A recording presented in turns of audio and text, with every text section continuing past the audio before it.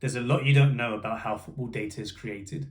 And if your club does not understand it, they could be wasting millions of pounds each year on the most costly transfers. During my time as head of player analysis at a data analytics firm, I learned firsthand exactly how this data is created and used. And in today's episode, I'll be providing a sneak peek behind the curtain of the football data industry to provide you with an understanding of how this data is created and 5 critical adjustments that are made to the data that, if not understood by clubs, can lead to unsuccessful signings and costly transfer mistakes. So in the most basic breakdown of the process for collecting and using data, there are 3 stages to this process. They are the collection of the data, the modeling of the data, and the actual use of the data. Let's jump into 5 critical adjustments that is made at the modeling stage to the data, and how these tweaks can lead to misjudgments and transfer disasters when not interpreted correctly. As a casual fan, you may not understand that this is probably just as important as the data collection stage, especially because it turns that raw data into what they will call data analytics, which is the stories or the insights you can gain from those data points. The first one up is the minimum minutes played. And why is this important? A low number of minutes played leads to a low level of confidence in sort of the data and how that projects to future ability. And to use a real world example of how this can affect transfer success, I'll use the example of Giovanni Dos Santos' transfer to Spurs. Ian Graham, I'm reading his book, as I've said multiple times now, but he brings the example of Dos Santos and how he only played sort of 1,400 minutes at the time they were looking at his transfer. And that's the equivalent of around 15 games. And the mistake that Ian Graham said he made was he didn't put enough emphasis or stress to Damon Comolli that although they liked this player, he had a low number of minutes played and a low threshold of confidence for that ability that was shown through the data. Now, the scouts liked him as well, which probably pushed it further forward, and the manager liked him, which meant that the signing was made. But if you ask Ian Graham now in the data department, they probably would have wanted a few more games to help build a more accurate and confident assessment of Dos Santos' ability. The second adjustment that has to be made to the raw data is an adjustment for the strength of the opposition played. You probably want an idea of how they play against a variety of clubs over a longer period of time. You probably have more confidence in a player that has played across a mixture of teams versus 10 games against the bottom half. You want to understand how they play against the top half teams and the bottom half teams within a league. And this becomes even more important for opponent-dependent events. And by this I mean, it's quite a technical term, but it just means events where you're facing off against another player. Opta created a sort of a new model called the Halves model. And it's a great sort of new model, one where they are trying to adjust for the level of player that the player is competing against. And they use Virgil van Dijk as a nice example of how that model learns over time as it builds more data points. So Opta plotted all of Van Dijk's aerial duel data across all seasons they had available on StatsBomb. And you can see from the data that with this model, they always start with a standard or average rating. And as the model picks up more data points, it learns over time that Van Dijk is sort of exceptional in the air. And that's because they have more data points to work with, and they compared his sort of aerial duel ability across the player that he's competing against. And that is why the strength of the opposition and opposition players, especially in opponent-dependent events, is a key sort of adjustment that has to be made and understood by clubs when working with the data. The third point and adjustment that has to be made with the data is a recency weighting. And that's just a fancy term for saying you value the data that happened the most recently versus the data that happened longer ago. To highlight the importance of this recency weighting adjustment, I will be using Premier League stalwart James Milner, who's racked up over 600 appearances over 23 seasons at 6 different Premier League clubs. He's probably played in numerous systems. We know he's played in probably every position on the pitch besides centre-back. And it's one where you want to know what kind of impact would he have for my team now if I was trying to sign him. And so the most important data is probably the current season and last season versus 23 seasons ago or 10 seasons ago. They might be trying to find the best way to calculate and visualize, how much weighting should I put on that last season and the current season versus a season from 5, 10, 20 years ago. And that can work across players who have had, different clubs over different leagues. You might want to place more emphasis on when he played in your league versus another league. But the recency weighting is one where you want to pay more attention to the current year's data or the most recent data. Now, stay tuned for a bonus adjustment that's made to raw data that is vital for the success of a transfer, but could be probably one of the most difficult to get right. Next up is a possession adjustment. And this one's probably a bit more technical, and probably fans might think, why are we doing this? Or why are we adjusting the data for this?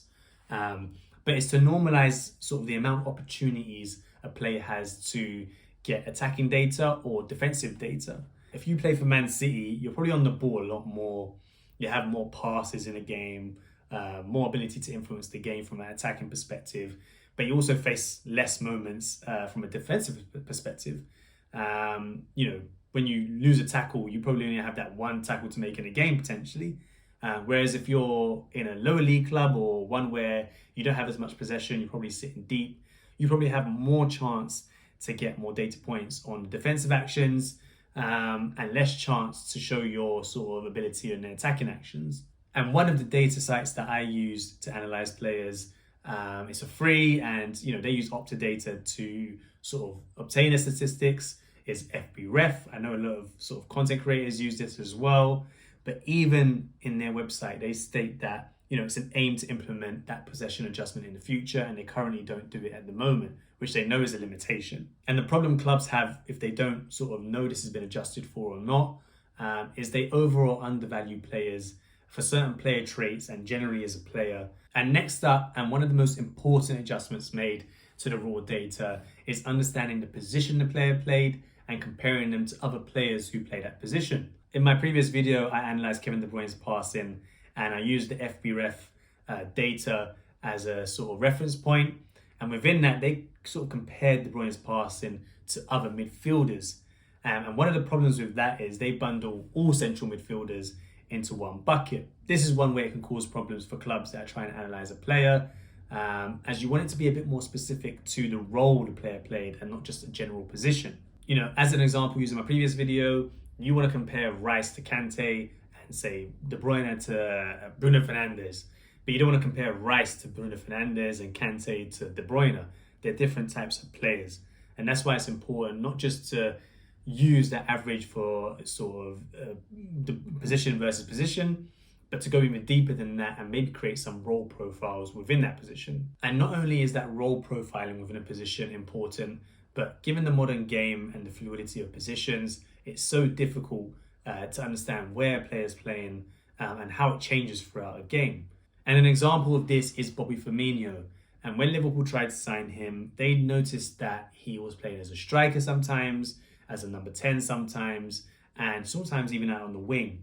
And this is the sort of extra level of detail that a club has to do. And when they don't, it can lead to big problems when they use data to help sign a player. Ian Graham then tasked one of the data team to go watch games where he played as a striker and compare him to other strikers, and games where he played as a number 10 and compare him to other number 10s.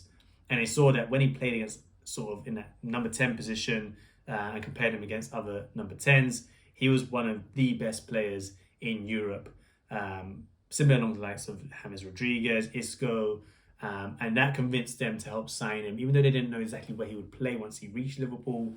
They just saw him as an incredible and undervalued talent within that position. Next up is the bonus adjustment, and it could be the most critical adjustment of them all in determining the success of a transfer. And that is the standard of the league they play in. When comparing a player, and a lot of data analytics companies do this now, they know the strength of the team within the league, and also the strength of the league against other leagues. And this is important because, the top 5 leagues, you could probably be comfortable in buying a player from the La Liga or Serie A or, the French league even to a lesser extent, and they might do well in the Premier League. But if you sign a player from the Swedish league and you're trying to see if he can do well in the Premier League, then you need to have some sort of baseline or comparison in terms of how good is that league versus the other league. And as an example, there have been a lot of players that have transferred from the Eredivisie to the Premier League. And it's a league where, it is weaker than the other top 5 leagues. And so there's a bit more risk that is attached to signing a player from the Eredivisie, especially when you buy those attacking players who usually dominate for the top clubs in the Eredivisie. But, in the Premier League is a lot more evened out in terms of quality of defenders and opposition teams. And so if you look at the most costly transfers from the Eredivisie, you see some names that, probably get also listed in the biggest transfer flops in Premier League history, and such as Anthony, Davinson Sanchez, Donny van der Beek. But then you also have some signings like Cody Gakpo, Alessandro Martinez, Luis Suarez, who have worked out for the Premier League teams. The league itself is not by itself used to determine how good a player is, but you should use that as a marker when adjusting for, the data you're seeing coming from a player from that league. And when trying to convert that raw data into data that can be used by fans, content creators, TV broadcasters, and most importantly, clubs, it's important that the data team use the following modeling adjustments to the data. And they are the minimum minutes played, the strength of the opposition that the player is playing against, the recency weighting for their games, the possession adjustments, and also the position that's played by the player for their team. And as a bonus, they should also be accounting for the standard of the league that the player is coming from and the standard of the league that they are entering into. So the key takeaway here is not that data is the enemy. It's that the misinterpretation of the data can lead to costly mistakes. If anything, data is probably the most important and powerful tool that has been introduced to the football industry over the past couple of decades. And when used correctly, a club can make smarter decisions, improve the value from their signings, and avoid costly mistakes. So thanks for watching. Check out some of my previous videos on data in football and the scouting process, and stay tuned for the next episodes of A Game of Two Halves.